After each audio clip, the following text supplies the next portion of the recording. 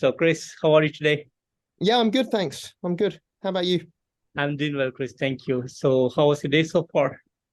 Yeah, it was good. I was at a practice session with one of my bands. Uh, Not Boys from Heaven this time, one of my other many bands. Sounds great. Sounds great. So, Chris, the Descendant to be out on June 9th. So, would you like to tell me a bit about the songwriting and production behind this new upcoming album? Yeah, sure. So yeah, we started writing the album around the time that we released our first album, The Great Discovery, which was in October 2020.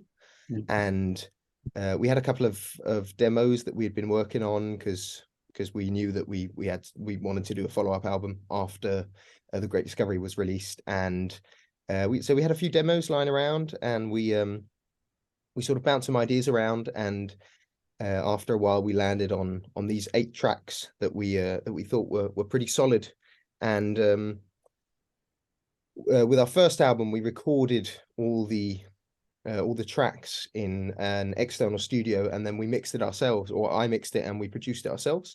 And for this album we wanted to sort of take it a notch higher, but at the same time, one of the most expensive parts of recording an album is just the tracking process, because you use so much studio time.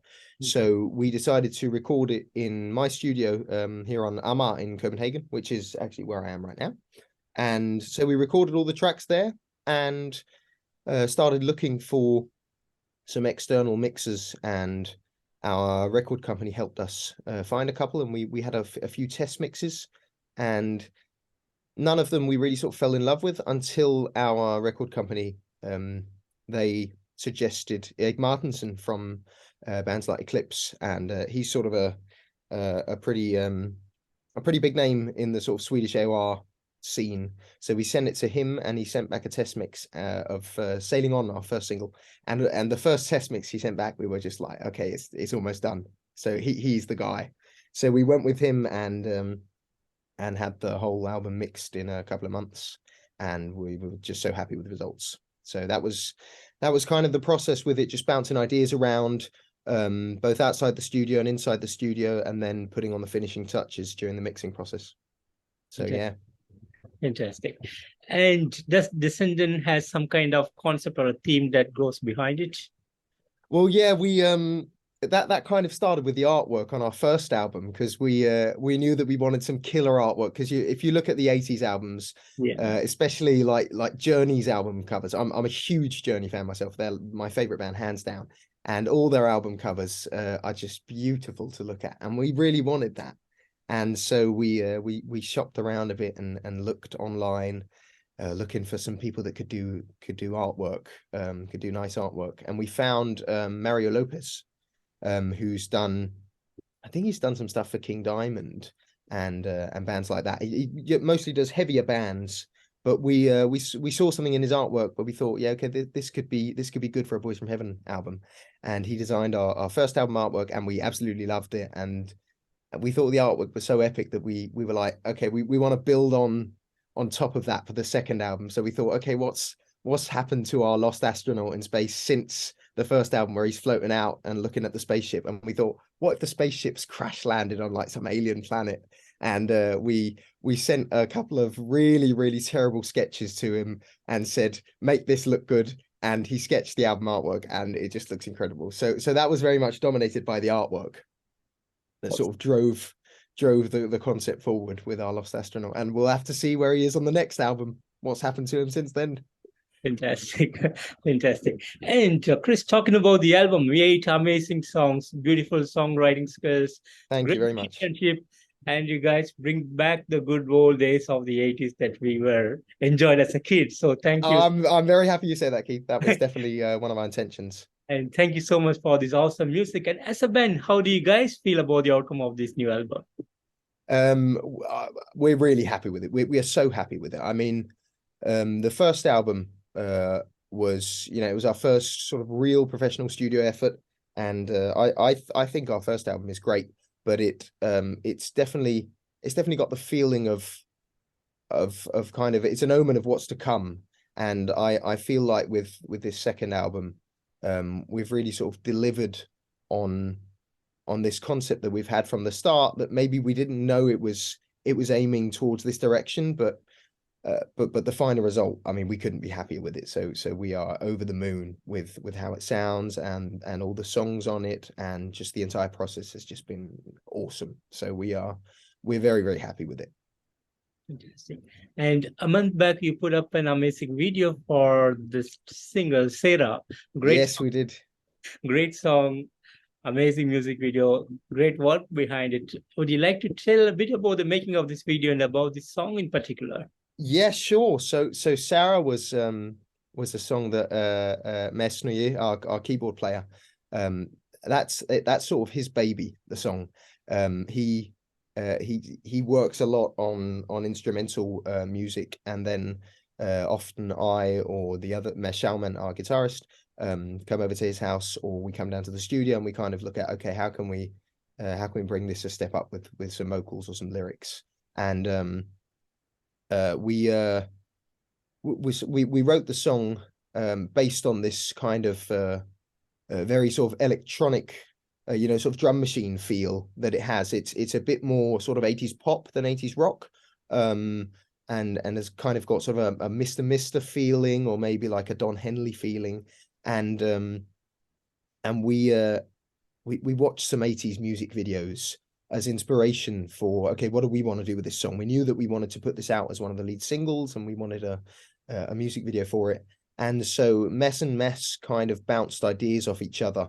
What could we do with this video? And we talked about having like the chorus filmed in an old phone box or something like that. Like, we wanted to go all out 80s on it.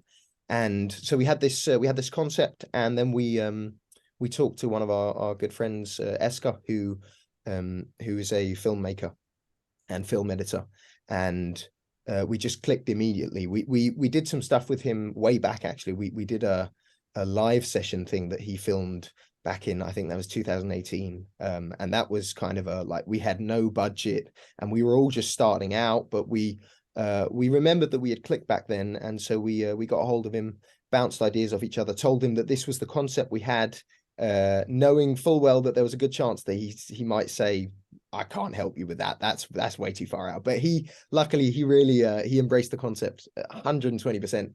And so he said, oh, that sounds great. So I'm thinking, I've got these ideas, and we had these ideas, and we sort of bounced them off each other until we landed on something that we all felt comfortable with.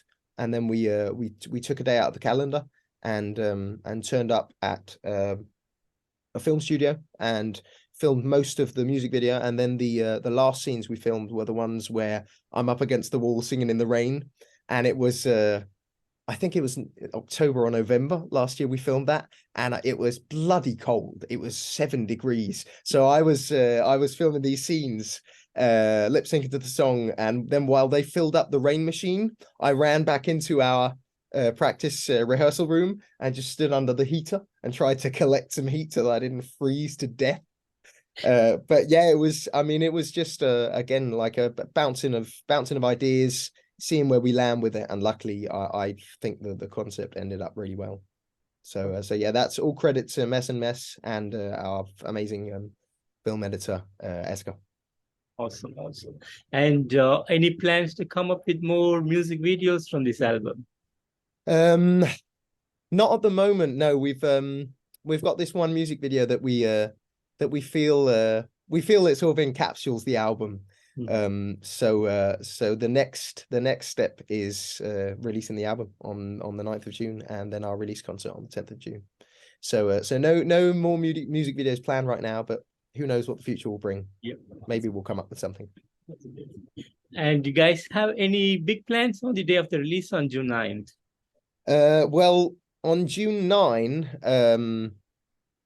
the album's coming out, and then the day after we've got a release party, a release concert at Hotel Cecil, which is a venue in Copenhagen, sort of medium-sized venue that we're having a release party at during the evening, and we're really looking forward to that. So that's going to be kind of our big celebration for the album. People have a one day to listen to the album as many times as they can, and then we hope that they're going to turn up and sing along to all the songs.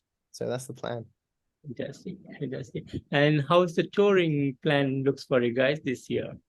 Well, this year we're still working that out. We're right now we've been looking at next year mostly actually with our booking bureau, because this year the plan is release the album, and then we're hoping to start working on a third album pretty soon actually. Because of COVID and all that stuff, it took us a while to sort of finish this album and get it put out, because it's about 2.5 years since we released our first album, and we're hoping that the third album won't take quite as long in the process as the second album has taken, because now we've got the feel for, okay, this is how we're going to do stuff. This definitely works. So touring is mostly going to be next year. This year we're hoping to start working on the third album pretty soon, so we can bring out some new music shortly, so the fans don't have to wait too long. Awesome, sounds great. And how has this journey been for Boys from Heaven so far? It's been amazing. I feel like we've come a long way since we started, sort of really started seriously in 2017. I mean, when we started back then, it was just, let's see where the road takes us. We were just jamming in the rehearsal room, and I feel like we've come a really long way, and we've learned so much, and I feel like we've really taken it a couple of steps up on the quality ladder, and now with this upcoming album, it kind of culminates with everything that we've been trying to do with the band. So I feel like it's been an amazing journey, and I'm quite sure the other boys agree with me on that. Fantastic. And Chris, would you like to share some of the highlight moments for the band? Yeah, I mean, I think I hope that our release concert on the 10th of June is going to be a highlight. The last release concert we played was at a slightly smaller venue in Copenhagen, and because of COVID and all that stuff, there were only 42 tickets for sale, because that was like the max limit. So that was a somewhat smaller concert. Still a great night, but you always want to take it a step higher. And I think just recording this album and being part of the mixing process has definitely been one of the highlights of the band for me, because I feel like we've finally reached the level that we always wanted to be at with the music. So this entire recording process has definitely been one of the highlights for me. Yeah, and we played a concert in Germany in 2018 or 2019, and that was an awesome experience as well. We'd love to go abroad again and play outside of Denmark as well. So that's definitely something that I'm looking forward to. The Germany concert being one of the highlights as well for the whole concert experience with the Boys from Heaven. Interesting. And how has the reception been on the other parts of the world? Well, I mean, we often have. Well, we sometimes have fans from South America writing to us saying, I've heard your music and it's great. Where can I order the album? Can I get a signed copy sent to Mexico or sent to Brazil? And I mean, yeah, just fans writing to us from all over the world saying that we've heard your music and we think it's awesome. That's the kind of thing that, as an upcoming band in the olden days where it was all physical media, would have been nearly impossible to get that outreach. And some of the reviews from abroad have also been just excellent. I remember with the first album, most of the reviews we got were from abroad. They were from the UK, they were from Germany, they were from Italy, they were from places in South America, and places they were from Sweden, Norway, almost everywhere apart from Denmark. We got these reviews coming in. We didn't really get many reviews in Denmark, but the reviews were just so affirming, and it seemed like everyone loved the music. So I think that the critics and the fans abroad are pretty happy with what we're doing. So I feel like we've got a good outreach. We've got a quality outreach. I mean, people like what they hear, and that means an awful lot to us. That people from all over the world write to us and say, "Hey, we heard your music and we really liked it," or "I Shazammed this song I heard in the bar the other day and it was you guys and it was really cool." And so I feel like the reception has been amazing. Fantastic. And Chris, how did you guys come up of making something so awesome, like going back to the 80s roots and bringing this good role, awesome music back in the scene. And without no flaws, you guys have done an excellent job in the delivery of music. Everything is so awesome in it. So how did all the stars come together and how did you manage to bring it out?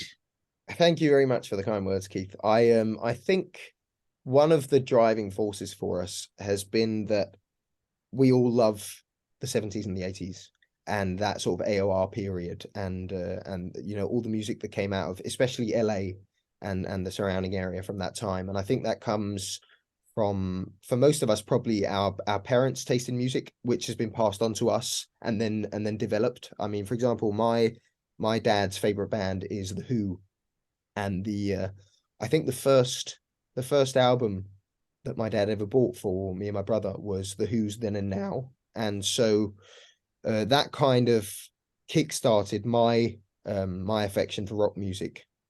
and then during my teen years, I started exploring the 80s. I had a very long Iron Maiden phase. I had a very long hair metal phase.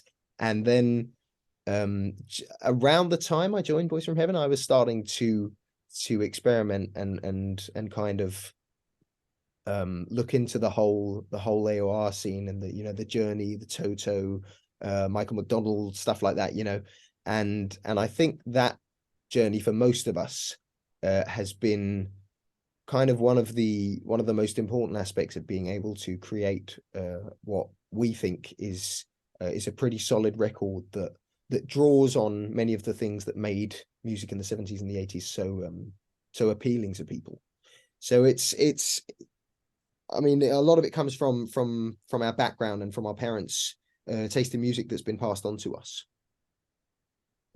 Perfect. And finally, any message that you have for the fans around the world? I first of all thank you so much for listening to our music and responding so positively. That is what keeps us going as a band. No matter how much time you spend in the studio recording an album, none of it really accumulates into anything memorable unless there's a fan base that kind of receives it and gives their approval and gives their affection for it. So first of all, thank you so much for all the praise and the messages that you guys send us, and we hope that you will listen the hell out of the album when it comes out on the 9th of June, whether it be streaming or buying a physical copy or whatever. And we hope to come to a city near you soon, wherever you are in the world. So awesome. Thank you so much.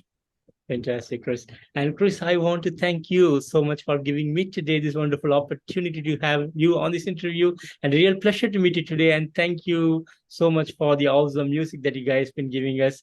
And thanks for this amazing music album, The Descendant, that is coming out on June 9th. And I wish you guys all the best and hope to see you guys on the road real soon. Thank you so much, Keith. The pleasure is mine. And thank you for having me on. Thank you, Chris. Take care and have a great evening out there. Thanks. And you too, Keith. See ya. See ya. Bye-bye.